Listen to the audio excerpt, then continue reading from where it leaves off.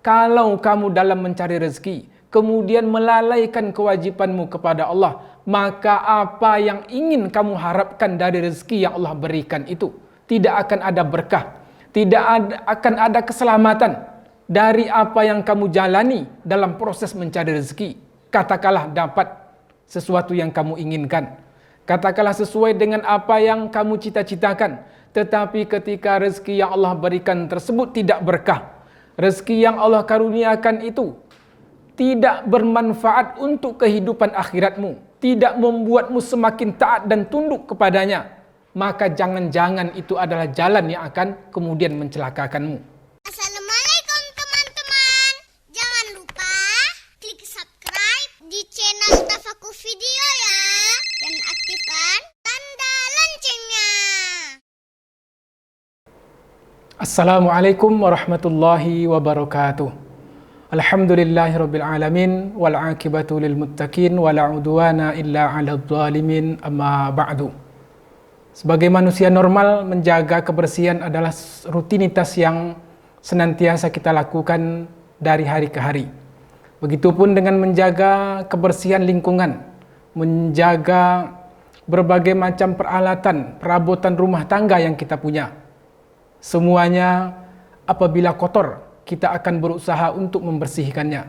Semuanya itu apabila sudah kelihatan banyak debu dan berbagai macam kotoran-kotoran lain, akan kita kerahkan anak dan keluarga untuk menjaga, membersihkan lingkungan kita itu.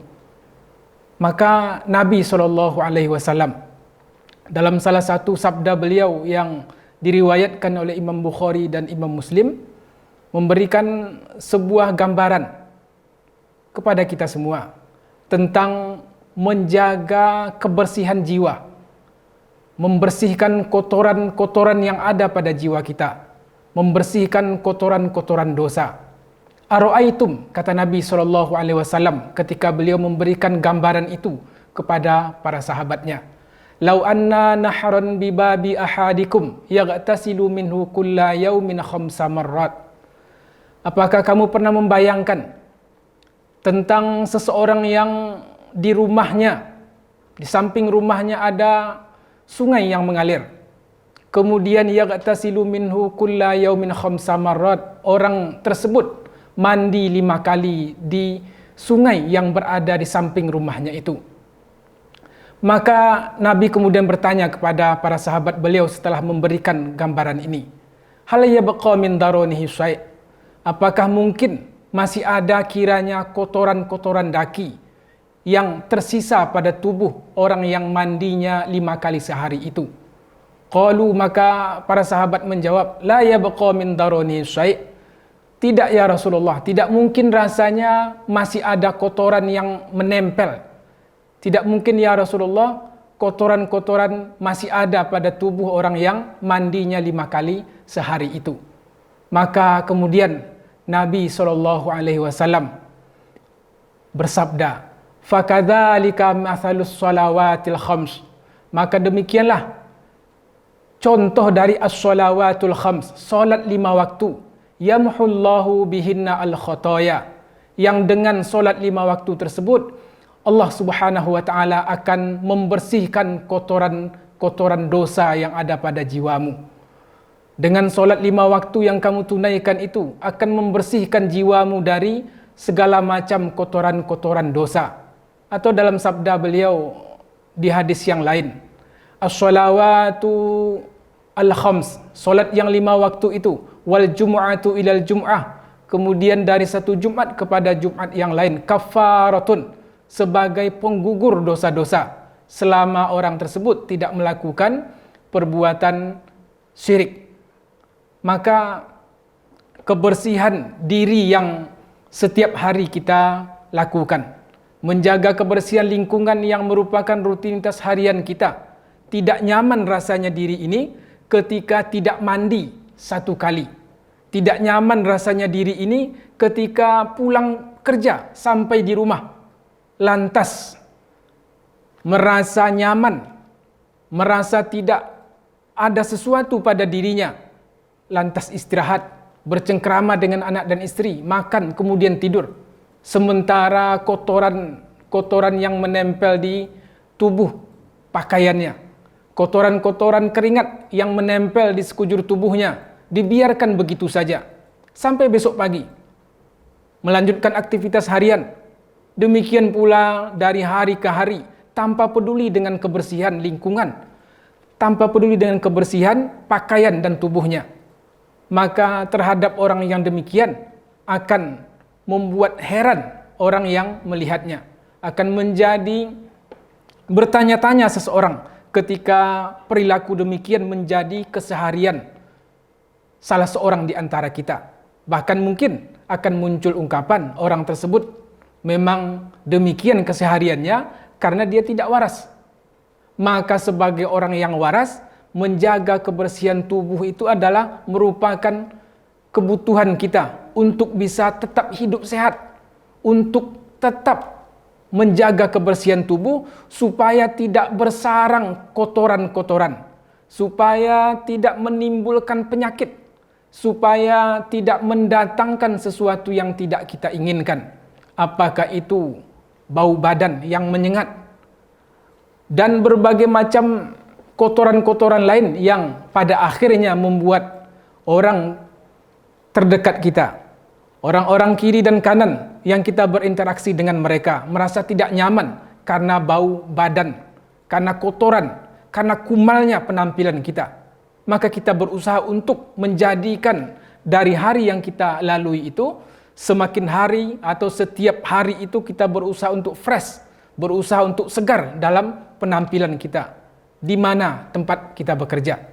Maka hendaknya saudara-saudari sekalian, demikian pula kita menjaga jiwa ini, demikian pula kita menjaga kesucian jiwa kita dengan melaksanakan solat yang Allah Subhanahu wa taala perintahkan kepada kita, yang dia juga merupakan tiang dari agama ini, yang dia juga merupakan kewajiban yang harus kita laksanakan sebagai rukun daripada rukun agama kita ini. Gambaran yang disebutkan oleh Nabi SAW tadi sudah lebih dari cukup untuk meyakinkan kita bahwa dosa-dosa kita ini akan berguguran, bahwa dosa-dosa kita akan dicuci dengan solat 5 waktu yang kita tunaikan. Tetapi keyakinan ini pula yang kadang-kadang melemah. Keyakinan terhadap janji Nabi SAW ini kadang membuat seseorang mungkin percaya pada tahap awal, tetapi untuk bisa konsisten, untuk bisa terus-menerus senantiasa melaksanakan kewajiban itu, ada di antara kita yang berguguran dalam menjalaninya. Ada di antara kita yang bermalas-malasan dalam menegakkannya. Ada di antara kita yang masa bodoh ketika panggilan azan berkumandang. Ada yang menunda-nunda pelaksanaannya. Padahal kegunaan, padahal fungsi, padahal manfaat dari solat yang kita tunaikan itu akan membersihkan, akan menyucikan jiwa kita. Maka ketika satu alat elektronik yang kita punyai rusak, akan kita perbaiki. Kurang bagus, akan kita berusaha untuk menginstalnya ketika programnya berjalan sudah melambat. Terhadap jiwa kita pun demikian. Dengan melaksanakan kewajiban kepada Allah Subhanahu wa taala itu akan menjadikan jiwa kita semakin segar, akan menjadikan jiwa kita ini semakin bergairah menjalani hidup dari hari ke hari. Kenapa? Karena mesinnya, karena motor penggerak yang ada dalam tubuh kita ini dalam keadaan fresh, dalam kondisi yang prima. Mesin penggerak itu adalah jiwa. Mesin itu adalah keimanan yang membuat kita semakin optimis menjalani hidup, semakin optimis ketika mendapatkan masalah. Optimis kenapa? Karena ada janji Allah Subhanahu wa taala akan diberikan jalan keluar di setiap masalah yang dihadapi oleh orang-orang yang beriman. Allah akan memberikan berbagai macam kejutan-kejutan terhadap hamba-hambanya yang bertakwa. Yamhullahu bihinna al-khotoya. Dosa-dosa kita akan dicuci bersih dengan melaksanakan solat 5 waktu. Keyakinan kita sangat penuh terhadap alat yang dipergunakan di dapur kita masing-masing. Sangat yakin kita dengan berbagai macam produk yang diiklankan di berbagai media. Sangat yakin kita dengan berbagai macam alat pembersih tubuh. Sangat yakin kita dengan berbagai macam alat yang akan membersihkan wajah kita, akan membersihkan pakaian kita. Deterjen yang akan mewangikan pakaian kita. Berbagai macam alat pembersih yang akan mengkinclongkan alat-alat dapur kita. Tetapi terhadap janji Nabi SAW yang akan membersihkan jiwa kita, maka kita akan melihat ada mereka yang bersegera menunaikannya ketika azan berkumandang. Ada mereka yang acuh tak acuh. Ada mereka yang bahkan sama sekali tidak peduli dan tidak melaksanakannya. Padahal dia adalah seorang Muslim. Dan ada pula karena kesibukan pekerjaan.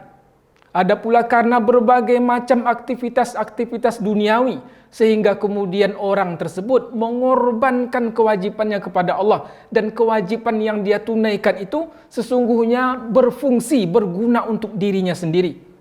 Maka dalam hal ini Allah Subhanahu wa taala dalam salah satu ayat pada surah Thaha juga menegur kita semua tentang kelalaian, tentang ketidaktundukan terhadap perintah Allah Subhanahu wa taala ini. Wa'mur ahlaka bis-shalah wastabir 'alaiha nahnu narzuquka.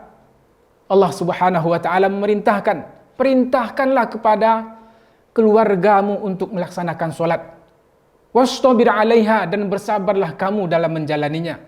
La nas'aluka rizqa, nahnu narzuquka, la nas'aluka rizqa.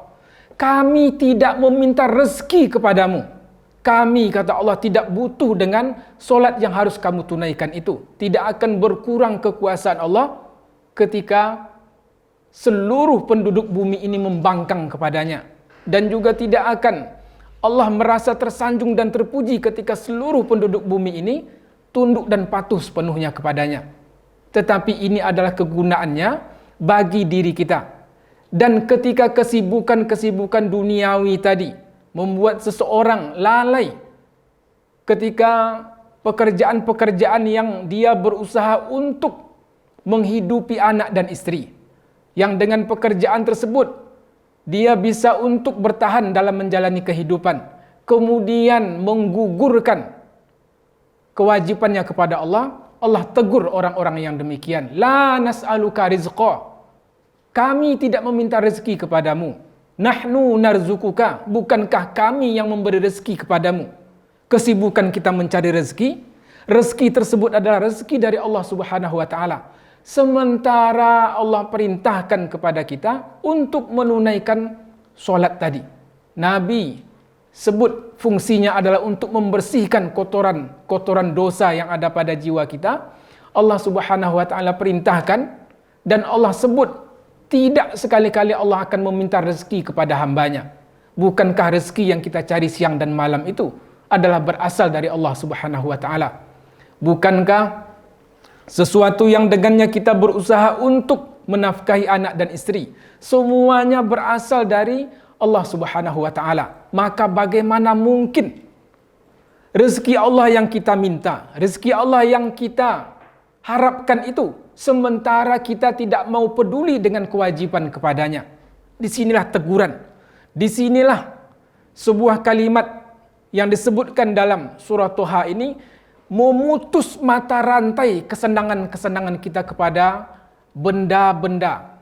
Memutus mata rantai kesenangan kita terhadap mencari rezeki siang dan malam itu. Kenapa? Kalau kamu dalam mencari rezeki kemudian melalaikan kewajibanmu kepada Allah, maka apa yang ingin kamu harapkan dari rezeki yang Allah berikan itu tidak akan ada berkah, akan ada keselamatan dari apa yang kamu jalani dalam proses mencari rezeki. Katakanlah dapat sesuatu yang kamu inginkan, katakanlah sesuai dengan apa yang kamu cita-citakan, tetapi ketika rezeki yang Allah berikan tersebut tidak berkah, rezeki yang Allah karuniakan itu tidak bermanfaat untuk kehidupan akhiratmu, tidak membuatmu semakin taat dan tunduk kepadanya, maka jangan-jangan itu adalah jalan yang akan kemudian mencelakakanmu. Disinilah Nabi SAW mengajarkan kepada kita melalui salah satu sabda beliau tadi, bahwa solat 5 waktu akan membersihkan kotoran-kotoran dosa kita. Dalam mencari rezeki, maka hendaklah kamu ketahui bahwasanya jangan sampai kewajibanmu sebagai seorang hamba kamu gugurkan. Jangan sampai kewajibanmu untuk menunaikan solat tersebut tidak kamu laksanakan. Karena bagaimanapun aktivitas duniawi yang kamu jalani itu adalah semuanya untuk supaya kamu bisa eksis bertahan dalam hidup, untuk bisa menafkahi anak dan keluarga, untuk bisa juga berbuat baik, berbakti kepada kedua orang tua. Tetapi ketika hal itu tidak menjadikan rezeki yang kamu dapat sebagai rezeki yang Allah berkahi, maka akan dapat manfaat apa dari rezeki yang panas tersebut terhadap dirimu?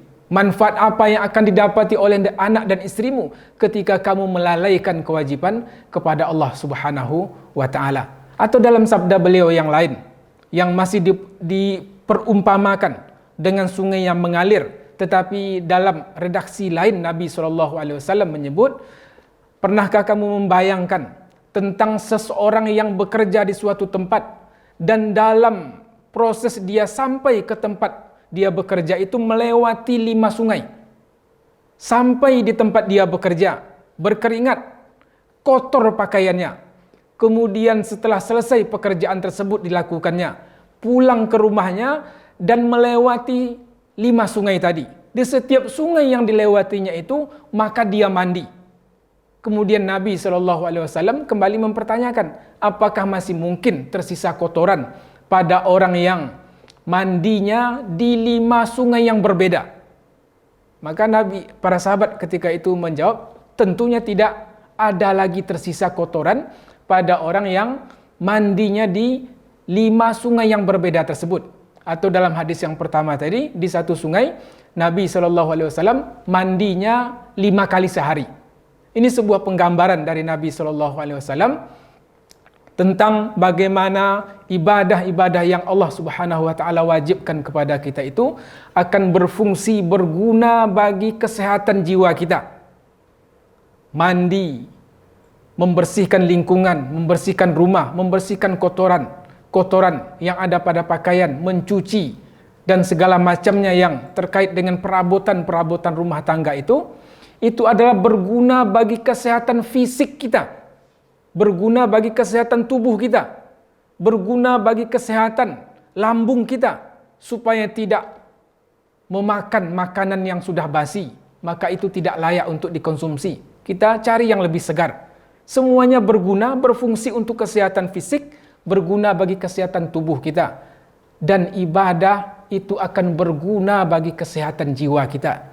Kalau jiwanya sehat, tubuhnya kuat, maka apalagi yang akan menghalangi kita untuk mendapatkan ridho Allah Subhanahu wa taala. Tentunya kita akan semakin mudah, tentunya kita akan semakin lincah, tentunya kita akan semakin bersemangat dalam melakukan kebaikan demi kebaikan. Begitupun pekerjaan yang dilakukan tadi akan senantiasa mendatangkan keberkahan, karena menjadi kewajiban untuk, contohnya sebagai kepala rumah tangga, menafkahi anak dan istri, dan diniatkan beribadah kepada Allah Subhanahu wa taala sebagai bentuk penunaian tanggung jawab salah seorang kepala keluarga.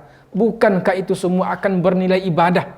Dan ketika seluruh aktivitas kehidupan kita dijalani dengan jiwa yang sehat, dengan jiwa yang jauh dari kotoran-kotoran dosa, kemudian tubuh yang juga segar, maka kita akan semakin bergairah menjalani kehidupan ini. Sebagaimana semakin bergairahnya kita nanti di akhirat ketika menghadap Allah Subhanahu wa taala dengan jiwa yang bersih, dengan jiwa yang tidak ada kotoran-kotoran dosa padanya, dengan jiwa yang suci. Semoga kita diberikan kekuatan untuk senantiasa bisa melaksanakan solat, untuk senantiasa bisa melaksanakan kewajiban-kewajiban yang lain yang dengannya berharap kita kepada Allah Subhanahu wa taala akan menjadikan kita di akhirat adalah orang-orang yang beruntung. Demikian, billahi taufik wal hidayah. Assalamualaikum warahmatullahi wabarakatuh.